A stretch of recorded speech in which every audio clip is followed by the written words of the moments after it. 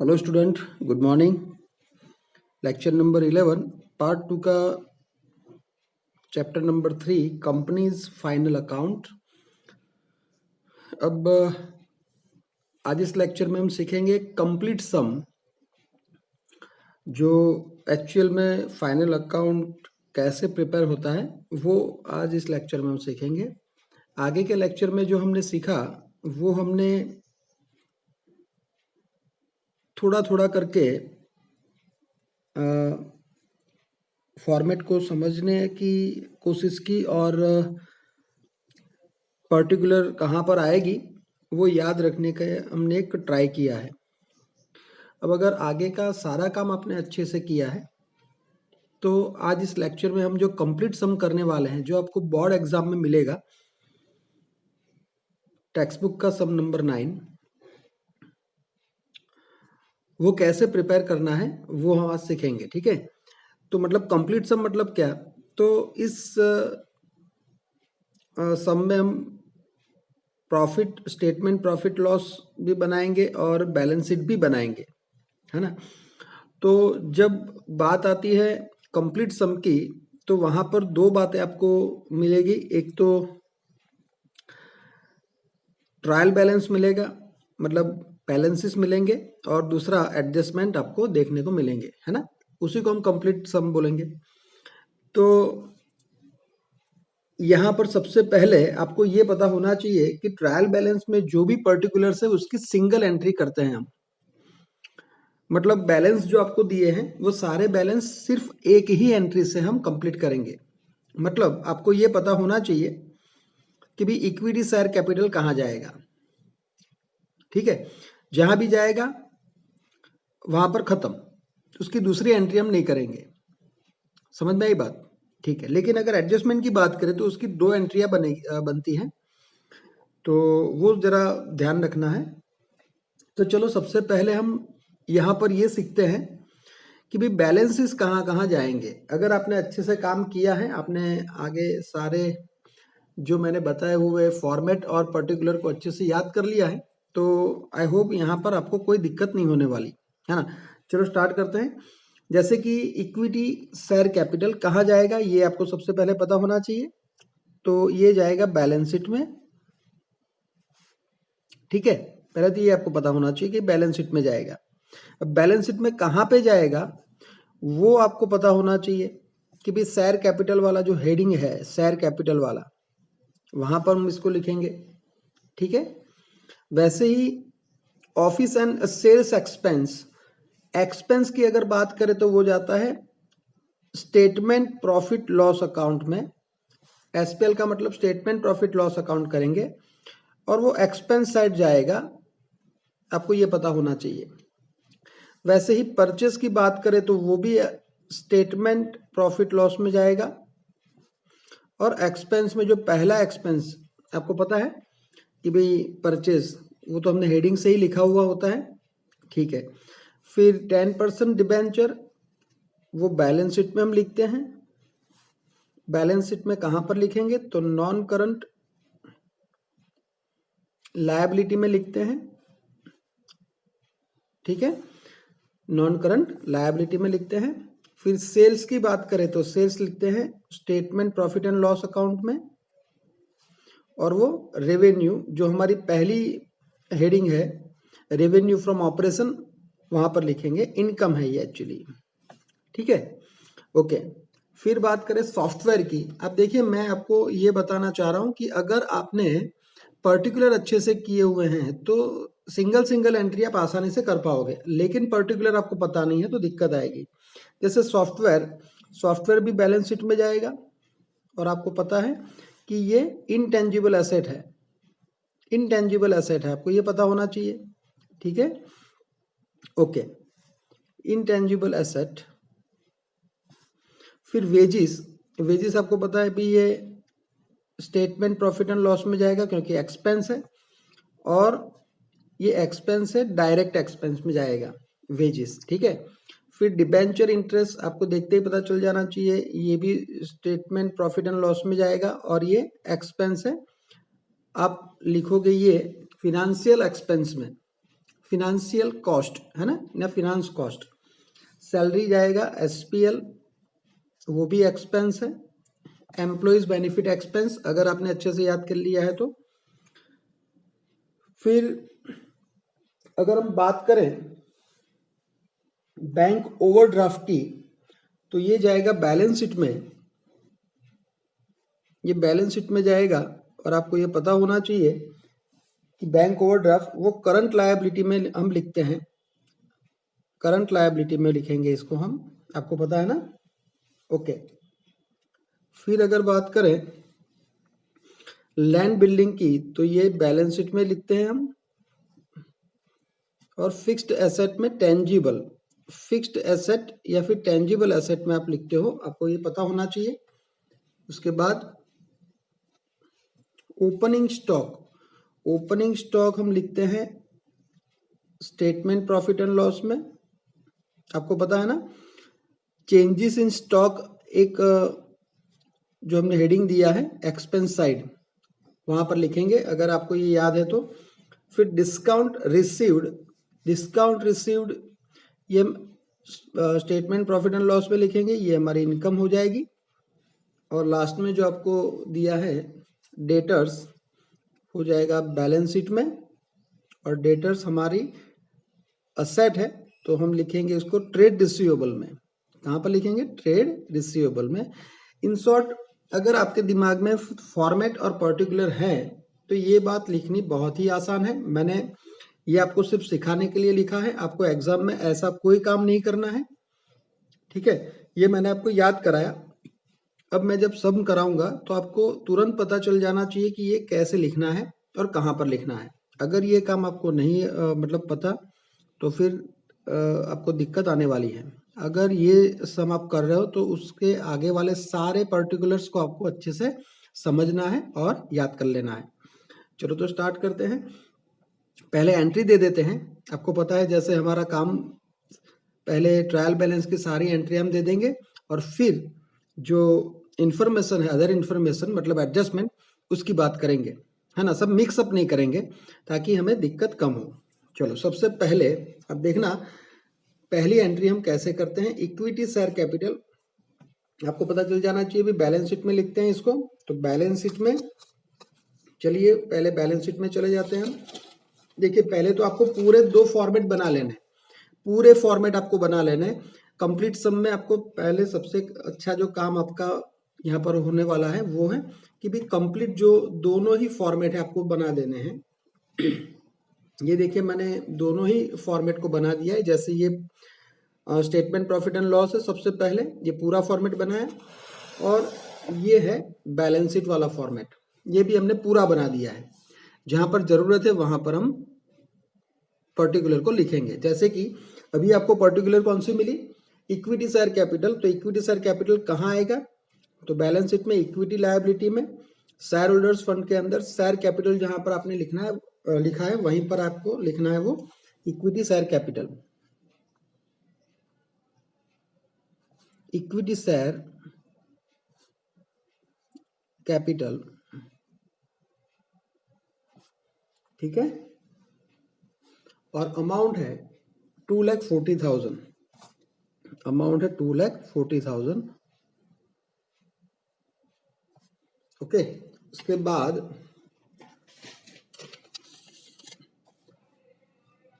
बाद है office and sales expense.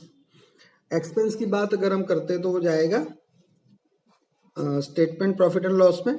Statement profit and loss में लिख लेते हैं 24,000। देखिए कहाँ पर आएगा स्टेटमेंट प्रॉफिट एंड लॉस, ये रहा। और आपको पता है कि हम लिखते हैं वो अदर एक्सपेंस में, है ना। अदर एक्सपेंस ये रहा, देखिए अदर एक्सपेंस में हम लिख लेंगे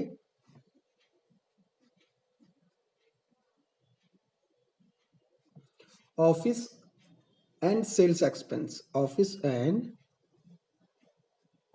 सेल्स एक्सपेंस वो है 24,000, तो हम लिख लेंगे यहाँ पे 24,000, ठीक है। उसके बाद देखते हैं हमें कौन सी पर्टिकुलर दी है। तो उसके बाद है परचेज। तो परचेज भी कहाँ लिखेंगे हम? स्टेटमेंट प्रॉफिट एंड लॉस में, ये आपके सामने है, देखिए स्टेटमेंट परचेज, तो अमाउंट है 4,26,000, यहाँ पर लिख लेंगे 4,26,000। ठीक है। अब आपको ये भी ध्यान रखना है कि अगर यहाँ पर ये ट्रायल बैलेंस में परचेज और परचेज रिटर्न दिया होता तो क्या करते?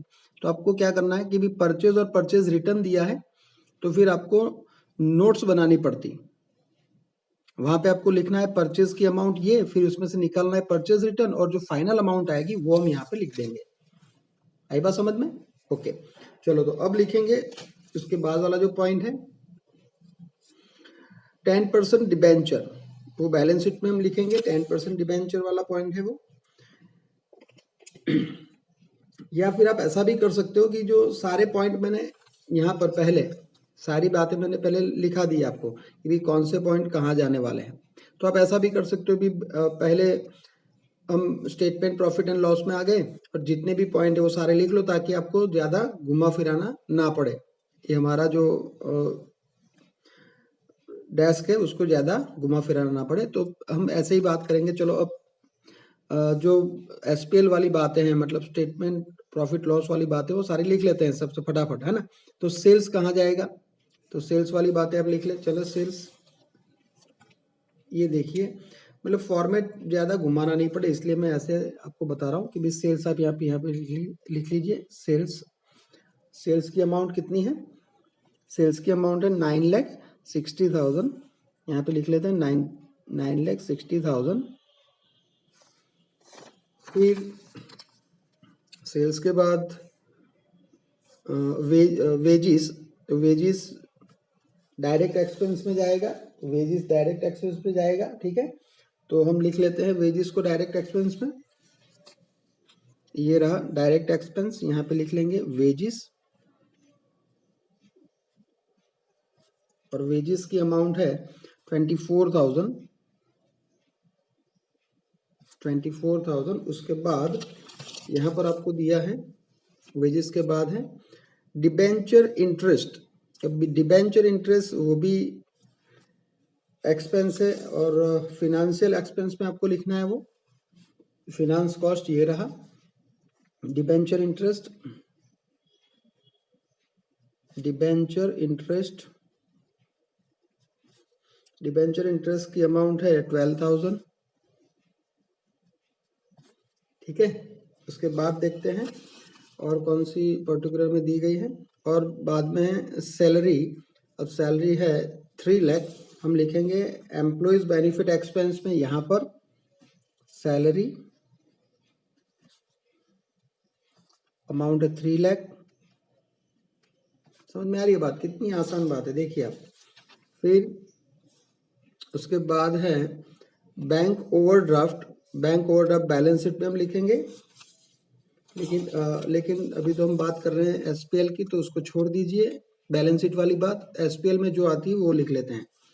फिर लैंड बिल्डिंग है, फिर ओपनिंग स्टॉक है, ओपनिंग स्टॉक आएगा एसपीएल में, चेंजेस इन स्टॉक में लिखेंगे 36,000। ठीक है, तो चेंजेस इन स्टॉक ये रहा। यहाँ पर जरा ध्यान रखने वाली बात है, मैं देखो कैसे लिख रहा हूँ। 36,000 ओपनिंग स्टॉक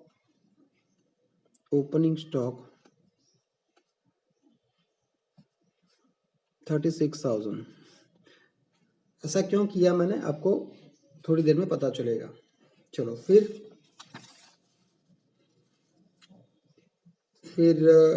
डिस्काउंट रिसीव्ड वो भी जाएगा एसपीएल में। इनकम 15,600 हम लिख लेंगे यहाँ पर। अदर इनकम में डिस्काउंट रिसीव्ड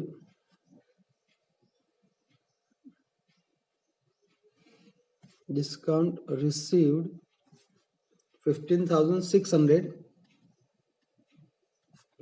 ठीक है, उसके बाद वाला पॉइंट डेटर्स है। चलो खत्म हो गया, जितनी भी हमें एंट्री करनी थी वो सारी हमने एसपीएल की कर दी। अब हम बात करेंगे बैलेंस शीट की। चलो बैलेंस शीट में चले जाते हैं। अब देखिए आपके लिए काम आसान बन गया है ना, ये ज़्यादा घुमा फिराना नहीं पड़ेगा हमें, जो भी पर्टिकुलर से हम लिखते जाएंगे। आपको फॉर्मेट भी पता है और पर्टिकुलर भी पता है, अगर पता है तो की बात है। चलो, तो हमने यहाँ से शायद बंद किया था लिखना, तो वापस यहाँ से लिख देते हैं 10% डिबेंचर। परचेज वाला काम हमने कर लिया। अब बैलेंस शीट ये हमने लिख दिया है, ठीक है। फिर ये बात आई 10% डिबेंचर। 10% डिबेंचर जाएगा बैलेंस शीट में नॉन करंट लायबिलिटी में लॉन्ग टर्म बोरोइंग। अगर आपने याद नहीं किया है तो आपका प्रॉब्लम है। 10% डिबेंचर, डिबेंचर, बॉन्ड, लोन और पब्लिक डिपॉजिट, ये चार बातें इसमें आपको याद रखनी है। अगर याद है तो अच्छी बात है, अगर याद नहीं है तो याद कर लीजिए, है ना। ओके, चलिए उसके बाद है सॉफ्टवेयर। तो सॉफ्टवेयर वो एसेट है, इनटेंजिबल एसेट। तो इनटेंजिबल एसेट में लिख लेंगे हम, असेट में जाएंगे, वहां पे आपको यहाँ पर टेंजिबल और इनटेंजिबल असेट का आपने पहले से ही बना के रखा हुआ है। तो मैं लिख लेता हूँ यहाँ पर सॉफ्टवेयर। सॉफ्टवेयर में अमाउंट है 1,20,000, 1,20,000। चलो उसके बाद देखते हैं, सॉफ्टवेयर के बाद वेजिस, डिबेंचर, इंटरेस्ट, ये सारी बातें आ गई, सैलरी आ गई। Bank overdraft. अब बैंक ओवरड्राफ्ट आपको कहाँ लिखना है, तो करंट लायबिलिटी में लिखना है, बैलेंस शीट में, करंट लायबिलिटी में, शॉर्ट टर्म बोरोइंग्स में। चलो, करंट लायबिलिटी के ऊपर यहाँ पर बैंक ओवरड्राफ्ट, बैंक ओवरड्राफ्ट और अमाउंट है 14,400, ठीक है। चलो आगे देखें, आगे हमें क्या दिया है। बैंक ओवरड्राफ्ट आ गया। अब आया लैंड बिल्डिंग, ये जाएगा असेट में, असेट, टेंजिबल असेट में आपको लिखना है, टेंजिबल असेट, यहाँ पर लैंड बिल्डिंग,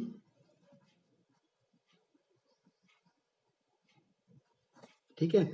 और लैंड बिल्डिंग है आपकी 2,28,000, 2,28,000 आपकी यहाँ पर है। उसके बाद देखें, ओपनिंग स्टॉक हो गया, डिस्काउंट रिसीव हो गया, डेटर्स।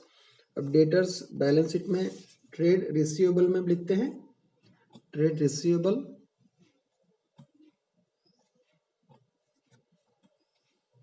यहाँ पर आएगा ट्रेड रिसीवेबल। ये देखिए, ट्रेड रिसीवेबल में यहाँ पर लिखेंगे हम डेटर्स और अमाउंट है 1,80,000, 1,80,000। चलो भाई, ये सारी बातें हमने लिख ली, आपने सारी बातें लिख ली। स्टेटमेंट, प्रॉफिट एंड लॉस और बैलेंस शीट में सारी बातें हमने लिख ली है। अब देखेंगे अदर इंफॉर्मेशन। अदर इंफॉर्मेशन मतलब एडजस्टमेंट।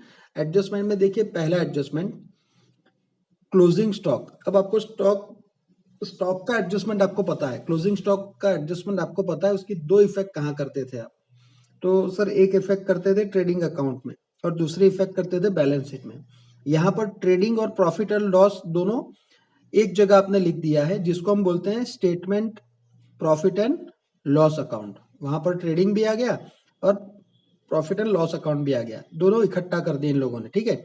और बैलेंस शीट आपके सामने है। चलो, तो क्लोजिंग स्टॉक आपको कहाँ लिखना है, तो पहले तो ट्रेडिंग अकाउंट में हम लिखते थे, लेकिन यहाँ पर ट्रेडिंग अकाउंट है नहीं, तो कहाँ लिखेंगे, statement profit and loss account में लिखेंगे। देखिए कैसे, कहाँ पर लिखना है। आपने अगर फॉर्मेट को अच्छे से याद कर लिया है तो आपको पता होना चाहिए कि भाई मैंने आपको जो बताई थी बातें कि भाई चेंजेस इन स्टॉक है, वहां पर opening stock minus closing stock करके आपको लिखना है ना। ओपनिंग माइनस क्लोजिंग, क्लोजिंग है 42,000।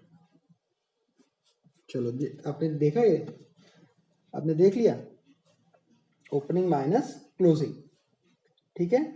अब ओपनिंग माइनस क्लोजिंग है, तो ये जो फाइनल अमाउंट आएगी वो कितनी आएगी, फाइनल अमाउंट कितनी आएगी, तो सर माइनस आएगी, माइनस, तो माइनस लिख दीजिए, जो भी अमाउंट आती है वो लिखनी है आपको, -6000 है ना। 36 में से अगर आपने 42 निकाला तो 6000 माइनस आ जाएगा। ओके सर, इसकी दूसरी इफेक्ट आपको पता है, दूसरी इफेक्ट कहाँ देनी है? दूसरी इफेक्ट हम देते हैं बैलेंस शीट में, बैलेंस शीट में इन्वेंट्रीज में, इन्वेंट्रीज एसेट साइड, याद आया? ये देखिए एसेट में इन्वेंट्रीज में आपको लिखना है, ये रही इन्वेंट्रीज, इन्वेंट्रीज में आपको लिखना है क्लोजिंग स्टॉक, क्लोजिंग स्टॉक, और क्लोजिंग स्टॉक है 42,000। आई होप आपको बात समझ में आई है ना। दो एंट्री आपको समझ में आई कि नहीं? आपको अगर एग्जाम में पूछेंगे तो यही एंट्री पूछने वाले हैं, तो याद कर लीजिए।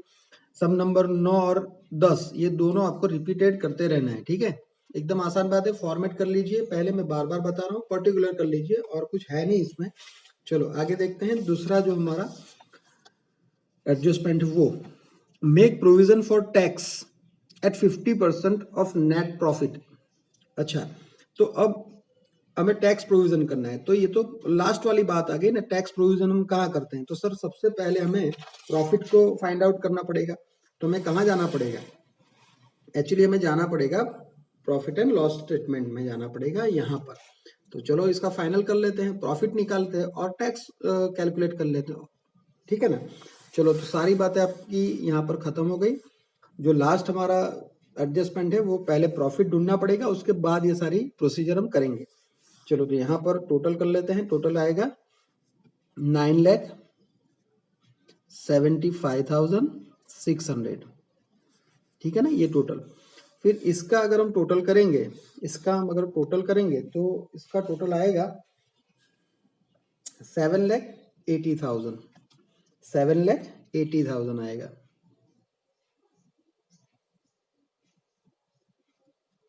ठीक है। इसका टोटल आप करोगे, ये जो है माइनस कर देना है, और बाकी इसका टोटल करोगे तो 7,80,000 आ जाएगा। ये देखिए 7,80,000, इसका टोटल 7,80,000, ठीक है। इनकम, इनकम है 9,75,000, एक्सपेंस हो गया 7,80,000।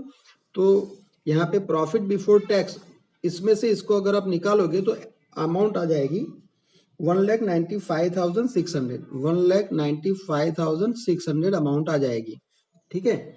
ये है profit before tax, profit before tax, ठीक है। अब क्या करेंगे?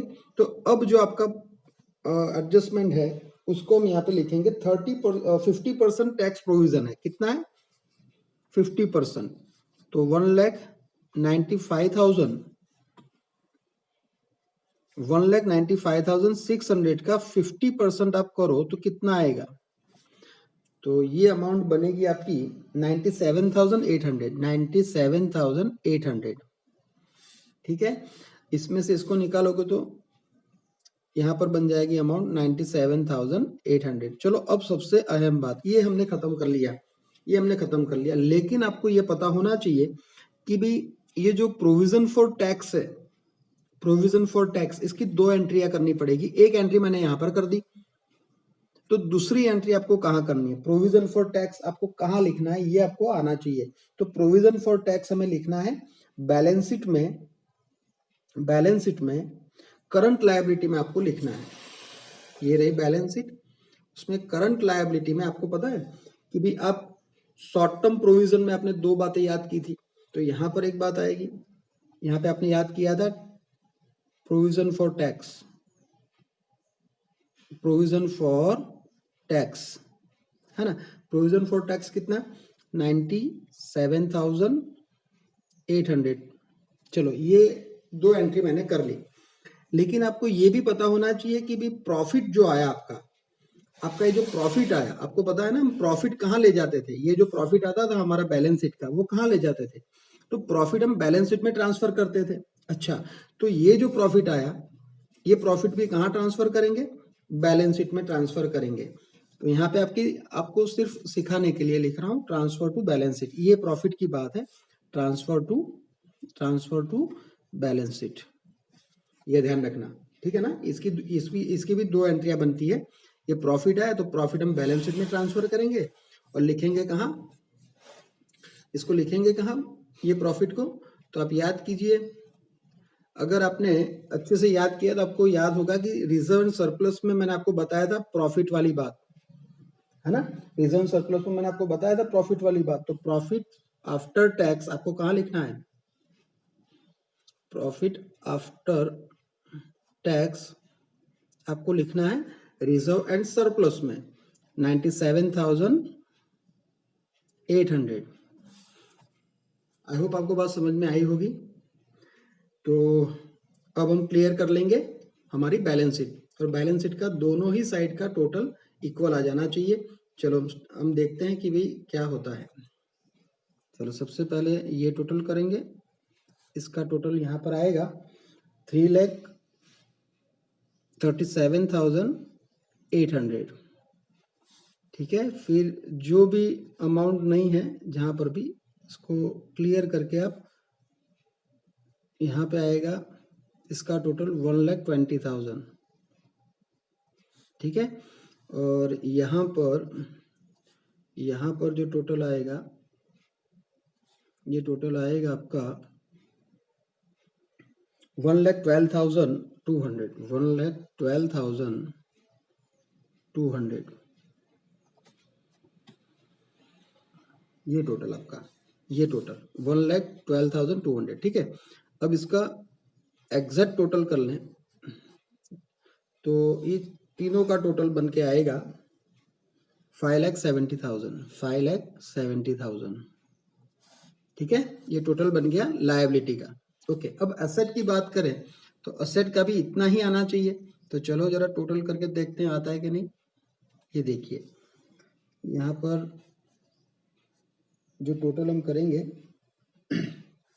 यहाँ पर कोई और अमाउंट है नहीं तो इसको निकाल दो, और ये जो टोटल बन जाएगा हमारा इन दोनों का, ये बन जाएगा 3,48,000।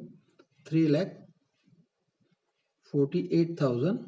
ठीक है, और इसके बाद इसका जो टोटल बनेगा, यहाँ पर कुछ है नहीं तो डैश कर लीजिए, और इसका जो टोटल बनेगा यहाँ पर, ये टोटल बन जाएगा आपका 2,22,000। 2,22,000।